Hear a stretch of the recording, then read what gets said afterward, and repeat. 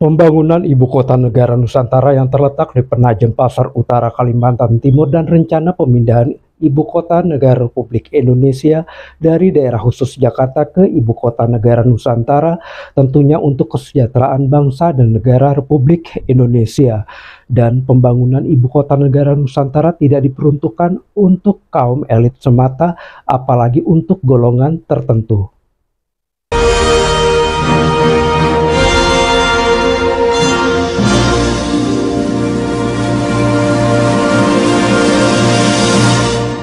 Pada dasarnya pemindahan ibu kota suatu negara dapat memiliki beberapa tujuan, yang diantaranya adalah untuk membantu mengurangi kepadatan penduduk di kota-kota besar yang sudah terlalu padat, sehingga dapat meningkatkan kualitas hidup masyarakat. Pemindahan ibu kota dapat membantu meningkatkan pembangunan di wilayah yang baru, sehingga dapat mengurangi kesenjangan pembangunan antar wilayah. Pemindahan ibu kota suatu negara setidaknya dapat membantu meningkatkan keamanan nasional dengan memindahkan pusat pemerintahan ke lokasi yang lebih strategis dan aman. Serta meningkatkan efisiensi pemerintahan dengan memindahkan pusat pemerintahan ke lokasi yang lebih dekat dengan pusat-pusat kegiatan ekonomi dan sosial. Demikian pula pemindahan ibu kota suatu negara tentunya dapat meningkatkan citra dan identitas baru bagi negara tersebut dengan menciptakan kota yang lebih modern dan berkelanjutan.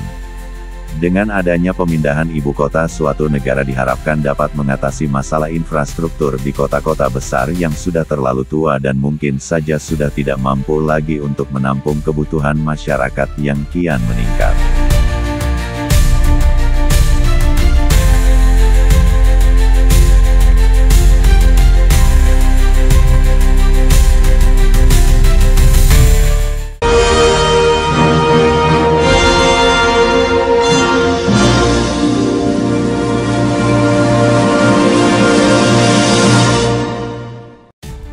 Dalam konteks rencana besar Republik Indonesia memindahkan ibu kota dari daerah khusus Jakarta ke IKN Nusantara diharapkan dapat membantu bukan saja untuk meningkatkan pembangunan di wilayah Kalimantan Timur, melainkan juga untuk mengurangi kesenjangan pembangunan antar wilayah dan meningkatkan kualitas hidup masyarakat Indonesia yang tersebar dari Sabang hingga ke Merauke.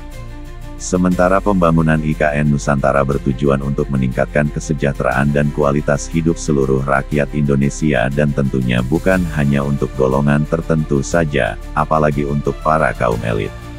IKN Nusantara dirancang untuk menjadi kota yang berkelanjutan, hijau, dan pintar, sehingga dapat meningkatkan kualitas hidup masyarakat Indonesia secara keseluruhan sesuai dengan visi Indonesia Maju tahun 2045 yang digaungkan sebagai Indonesia Emas.